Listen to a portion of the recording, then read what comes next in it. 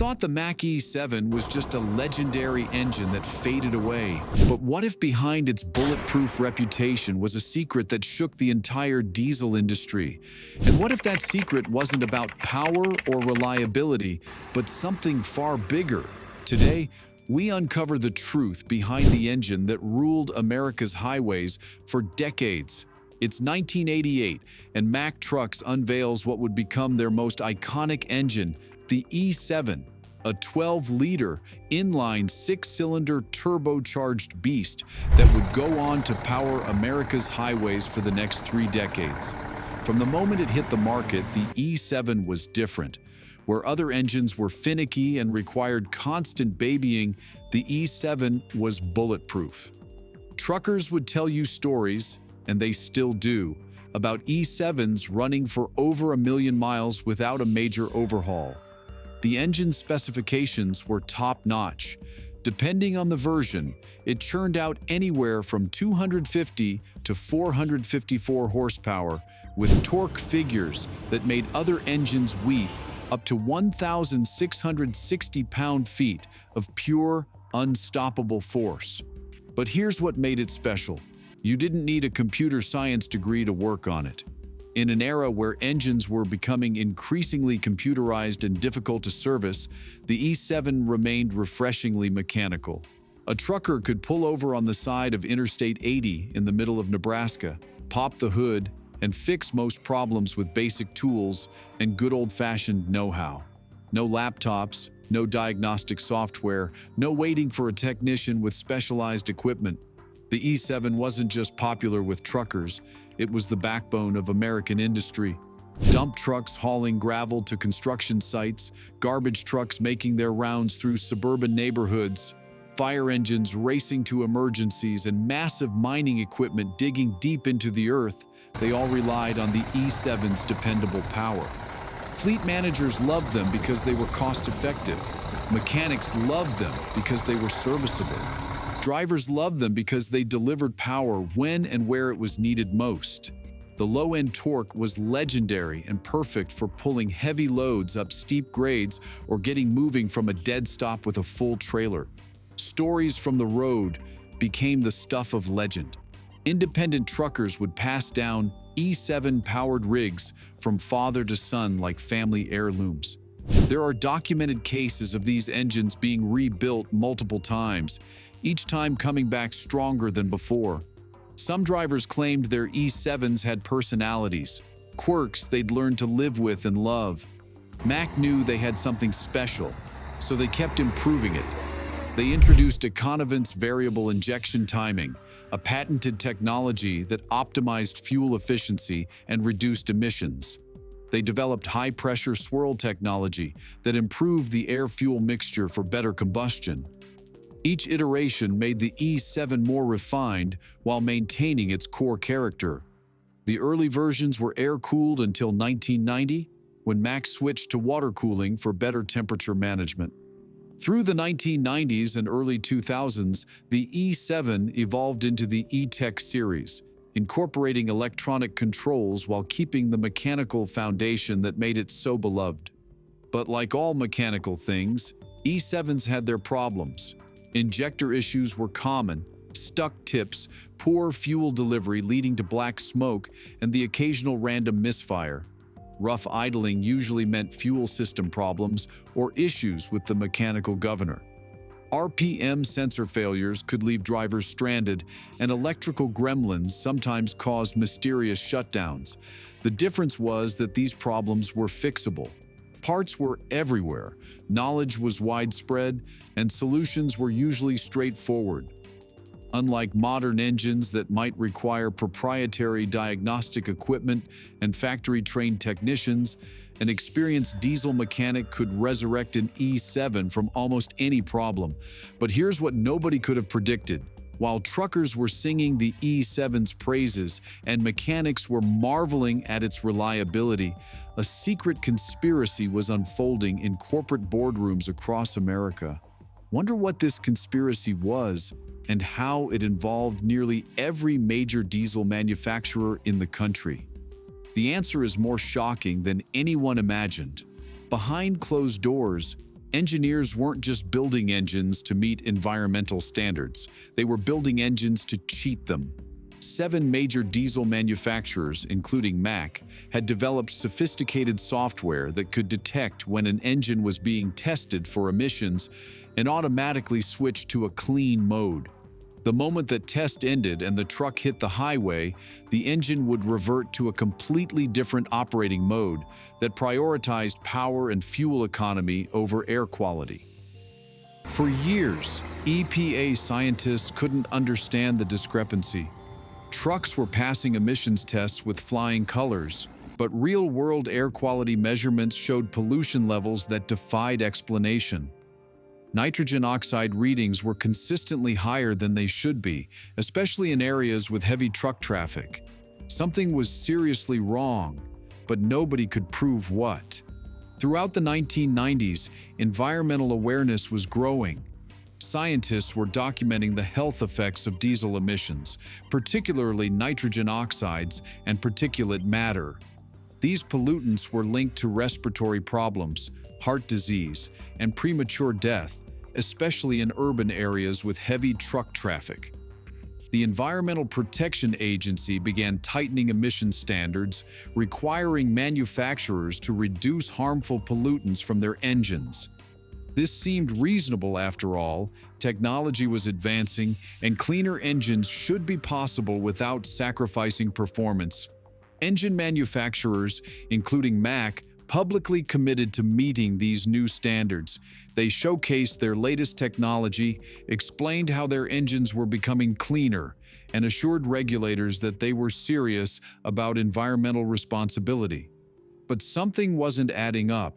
EPA scientists were conducting real-world testing, and the numbers didn't match what the manufacturers claimed. Trucks were passing their emissions tests in the laboratory, but on the highway, pollution levels were much higher than expected. For years, this discrepancy puzzled regulators.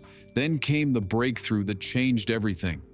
In the late 1990s, EPA investigators discovered the truth that would shake the trucking industry to its core. They discovered the illegal software that was being installed in their engines. These weren't accidental oversights or minor calibration errors. These were deliberate, sophisticated defeat devices designed to cheat emissions tests. Here's how the scam worked.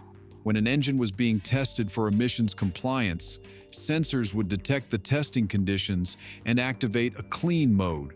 The engine would run with optimal emissions controls, passing all regulatory requirements with flying colors. But the moment that truck left the testing facility and hit the highway, the software would switch to a different mode, one that prioritized performance and fuel economy over emissions compliance. The result was shocking. On the highway, these engines were producing 2, 3, sometimes even 4 times the legal limit of nitrogen oxides. For years, thousands of trucks had been driving around as rolling pollution factories, and nobody knew it. But here's the twist that would ultimately seal the E7's fate, and it's more ironic than anyone could have imagined. The very characteristics that made truckers fall in love with this engine were precisely the same characteristics that made it impossible to save. Think about what made the E7 legendary: its mechanical simplicity, its old-school engineering philosophy, its straightforward design that any competent mechanic could understand and repair. These weren't just selling points, they were fundamental to its identity. The E7 was a throwback to an era when engines were built like mechanical watches, precision instruments you could take apart, understand, and put back together with basic tools and knowledge. But modern emissions compliance requires something completely different. It demands engines that are essentially rolling computers, equipped with dozens of sensors monitoring everything from exhaust gas temperature to particulate matter density. These engines need diesel particulate filters that burn off accumulated soot at temperatures exceeding 1,000 degrees Fahrenheit. They require selective catalytic reduction systems that inject precise amounts of diesel exhaust fluid at exactly the right moments. They need exhaust gas recirculation systems that route cooled exhaust back into the combustion chamber to reduce nitrogen oxide formation. Most critically, they need electronic control units sophisticated enough to manage all these systems simultaneously, making hundreds of adjustments per second based on driving conditions, load factors, ambient temperature, and countless other variables. It's like comparing a mechanical pocket watch to a smartphone. Both tell time, but they operate on completely different principles. The E7's architecture, rooted in 1980s technology and philosophy, was fundamentally incompatible with this level of complexity. You couldn't simply bolt modern emissions equipment onto an E7 and expect it to work. The engine's combustion chambers, fuel injection timing, turbocharger characteristics, and cooling systems would all need to be redesigned from scratch. Even more challenging was the cultural shift required. The same mechanics who could resurrect an E7 from a catastrophic failure using intuition and experience would need to become computer technicians, capable of interpreting diagnostic codes and understanding software algorithms. The same drivers who took pride in knowing every sound their engine made would need to trust black box systems they couldn't see, touch, or understand. This wasn't just about meeting emissions standards, it was about abandoning everything that made the E7 special. Mack faced an impossible choice: completely reinvent their most successful engine and destroy what customers loved about it, or watch it become obsolete as regulations tightened. The defeat device scandal forced their hand, but even without it, the writing was on the wall. The E7 represented a dying breed of mechanical engineering in an increasingly electronic world. Its fate was sealed not by any single regulation or scandal, but by the inexorable march of technology and environmental necessity. When the EPA discovered the defeat device scandal, they didn't just impose fines, they demanded immediate compliance with emission standards. The civil settlement against the manufacturers totaled $83.4 million, plus a mandated $1 billion investment in emissions mitigation technology. More importantly, the EPA made it clear that the era of non-compliant engines was over. Future standards would be even stricter, testing would be more comprehensive, and there would be no tolerance for deception. For Mack and the E7, this was the beginning of the end. Throughout the early 2000s, emission standards continued to tighten. The California Air Resources Board led the charge with even more aggressive requirements. By 2010, nitrogen oxide limits had dropped to levels that seemed impossible just a decade earlier. Engine manufacturers scrambled to develop new technologies. They invested billions in research and development, creating engines that were marvels of modern engineering, but they were also incredibly complex, expensive, and difficult to service. Mack tried to update the E7. They introduced the MP7 and MP8 engines, incorporating modern emissions controls and electronic management systems. These engines could meet the new standards, but they were fundamentally different beasts from the simple, reliable E7 that truckers loved. The new engines required specialized diagnostic equipment. They had dozens of sensors, complex after-treatment systems, and computerized controls that could trigger expensive shutdowns over seemingly minor issues. The days of roadside repairs with basic tools were over. Many truckers felt betrayed. The regulations that were supposed to clean up the air had also killed the engines they depended on. Fleet owners watched their operating costs increase as newer engines required more maintenance, more expensive parts, and more specialized service. But the regulatory momentum was unstoppable. By 2024, EPA standards required ultra-low NOx emissions of less than 0.05 grams per brake horsepower hour, a level that would have been a joke when the E7 was first designed. The E7 simply couldn't meet these standards. Even with modifications, retrofits, and updates, the fundamental combustion characteristics of the engine made compliance impossible. Mack faced a choice: invest billions to completely redesign their entire engine lineup, or discontinue the E7 forever. They chose discontinuation. The last new truck with an E7 rolled off the production line, marking the end of an era. Suddenly, one of the most successful diesel engines in American history was effectively banned from new vehicle sales. But the story doesn't end with a whimper. The E7's legend refuses to die. Today, thousands of E7 engines continue to operate in off-highway applications where emissions regulations don't apply. Construction equipment, mining machinery, and industrial generators still rely on rebuilt E7s because they simply work. Some companies have found creative solutions. Omnitech received EPA approval for diesel to natural gas conversions of older E7 engines, allowing them to meet lower emissions standards while maintaining their mechanical reliability. The aftermarket for E7 parts remains robust. Specialty shops rebuild these engines to like-new condition, and there's still strong demand from operators who value reliability over regulatory compliance. Independent truckers sometimes maintain older E7-powered trucks for specialized applications or short-haul work where newer emissions standards don't apply. These trucks have become rolling museums, preserved examples of an era when engines were built to last forever. The irony isn't lost on industry observers. In the name of environmental protection, regulators eliminated engines that were incredibly durable and often ran for decades with minimal environmental impact per mile traveled. Meanwhile, newer engines with their complex emission systems sometimes require more frequent replacement, creating their own environmental costs. Some argue that the E7's longevity actually made it more environmentally friendly than modern engines when considered over their entire life cycle. But those arguments came too late. The regulatory die had been cast, and there was no going back.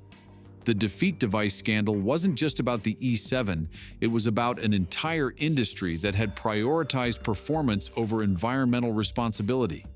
The consequences extended far beyond Mack, affecting every major diesel manufacturer and forever changing how emissions compliance is monitored and enforced. Today's diesel engines are marvels of technology, producing a fraction of the pollutants that earlier generations emitted. They're more fuel efficient, more powerful per liter of displacement, and incredibly sophisticated.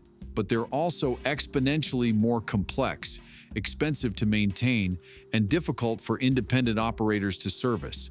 The EPA's actions against the E7 and similar engines sent a clear message.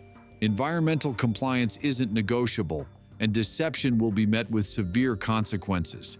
The $1 billion in mandated investments that resulted from the settlement helped fund the development of cleaner technologies that benefit everyone. But for many in the trucking industry, the loss of the E7 represents something deeper. The end of an era when machines were built to be understood, maintained, and passed down through generations. It's a reminder that progress often comes with trade-offs, and sometimes what we gain in one area, we lose in another. So there you have it.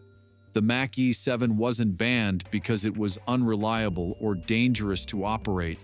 It was banned because it couldn't adapt to a world that demanded cleaner air, and because its makers tried to cheat the system instead of innovating within it. But here's my question for you. Do you think we lost something important when we traded mechanical simplicity for environmental compliance? Drop your thoughts in the comments below, and don't forget to subscribe for more engine stories.